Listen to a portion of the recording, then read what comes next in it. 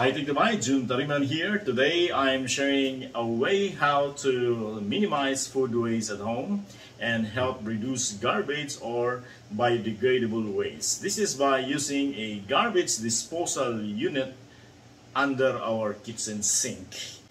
My unit is from Amazon. So nabili ko to sa Amazon. So galing tong America. So this is an American made. The brand is Waste King. This is a 110 volts, so you need a step down transformer, considering our power supply in the Philippines is at 220 volts.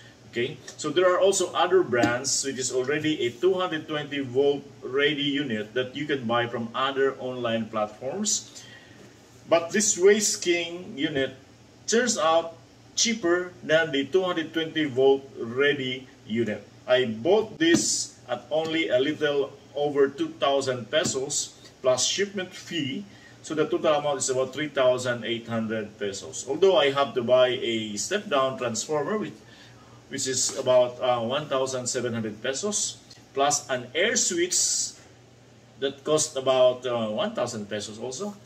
I'll talk later about the air switch.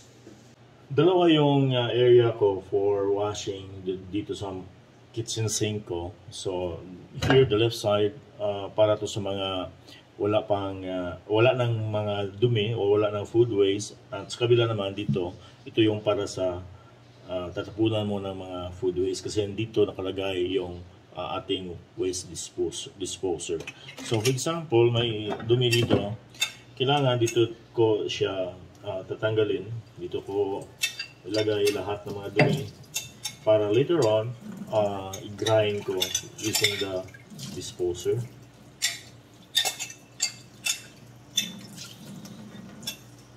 Then yung mga wala ng mga for siya for washing, so balik ko dito sa ating kitchen sink. And also nasanayan ko na pag mag-prepare ko ng food, yung mga peels, yung mga balat ng vegetables, nilalagay ko ng plastic, at before ko ilagay ko sa garbage bins, ilagay ko muna sa loob ng plastic or itong tawag, bolsita tawag dito sa amin, itong paper bag. Bale, ang purpose nito is para yung baho, kung magrarat yung balat ng vegetables or any food waste, hindi siya basta-basta lulusot, because paper bag will prevent odor from coming out, no? So before mo ilagay doon sa basura mo, sa garbage bin mo, lagay mo na sa plastic yung mga dumi, then lagay mo muna dito sa bolsita. Yun ang ginawa ko dati. But today, I will try itong mga balat na ito, ilagay ko dito sa garbage disposer. Titignan ko yung performance niya. Okay? Huwag mo lang salihan ng plastic. So, lagay mo dito puro food waste. And kung maglagay ka ng bones, yung maliliit lang, huwag yung fish, okay lang yun. Huwag yung para sa or galing sa buto ng mga karne, kasi hindi na kaya yun ng disposer. So, you have to dispose that directly to the garbage bin. So, ito, lagay ko. Titingnan natin ang performance nito. My unit is a 1/2 horsepower. So imagine mo lang yung kabayo na dalawa na lang yung paa ang tumatakbo. So yun ang power nito, 1/2 horsepower. Its motor is capable of 2,600 RPM or revolution per minute, so it can accelerate immediately to full speed upon turning on, and that reduces possibility of jumps.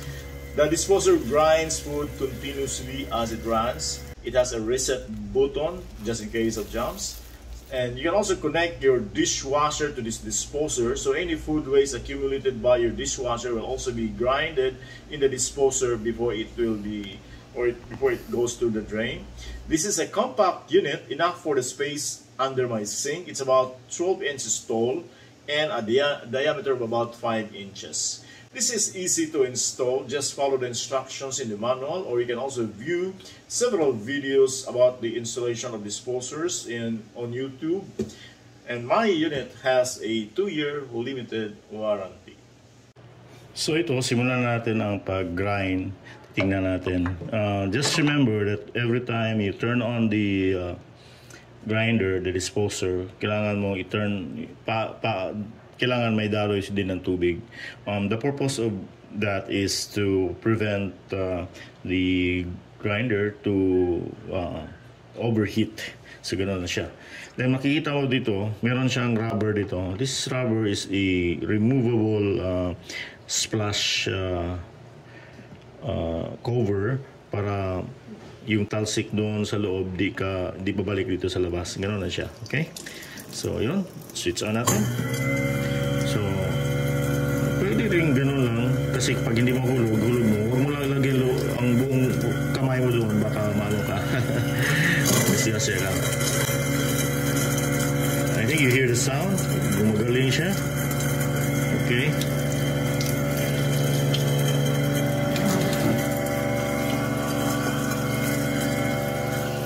Tingnan natin.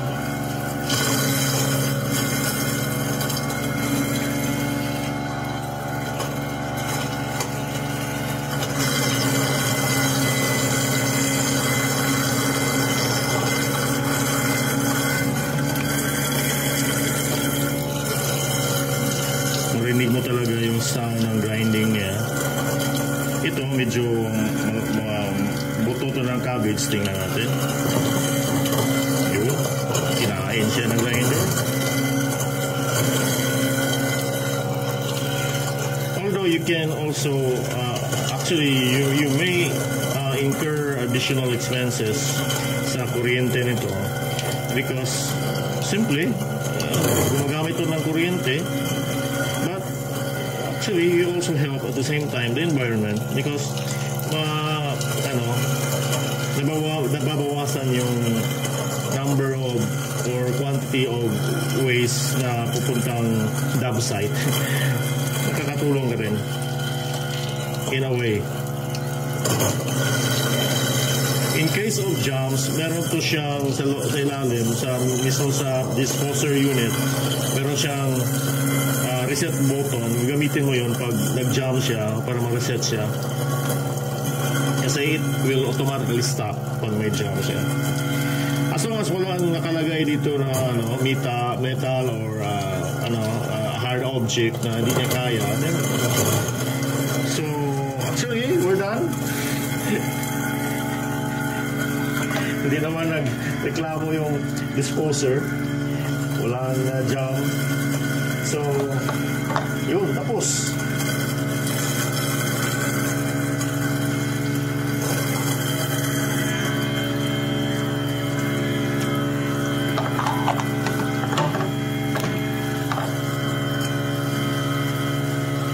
I think that's only about a minute. Okay. Then you can turn that off. Ang air switch ay designed for kitchen sink, bathtubs. This is to protect users from being electrocuted because sa loob nito wala siyang electrical connection for the power to turn on and off. Ang nakalagay lang dito is a plastic hose para sa air niya. So in other words, the pressure of the air causes the controller under the sink to turn on. So ganun ang setup, kaya safe na safe gagamitin to. Kahit siya may tubig pa to sa loob, kung nakita nyo, may lumabas na tubig dyan, pinasukan na siya ng tubig. So kahit gagamitin mo pa yan dyan, kahit basa pa siya, then you are still safe to use the air switch. Ang air switch na nakita nyo kanina sa taas, connected to a controller under the sink. Ito yung controller, itong black nito. Okay? And this is not a cable, but this is a hose. Diyan dumaan ang hangin. Pag push mo doon sa button sa itaas, it creates air pressure, dadaan dito sa hose, at saka papunta doon sa loob ng air controller. And the air controller triggers, the air pressure triggers the switch sa loob to turn it on and off. So kung may ilagay ka dyan na appliances, mag-turn on siya. So, ang setup ko, itong controller may ano siya, may nakalagay dito na plug. This is from the transformer. Kasi this is 110 volts, so dadaan mo na. So 110 volts, then dumaan dito sa controller. The controller is connected to the power supply. And ito namang disposer ko is connected to the transformer. Ganun ang setup.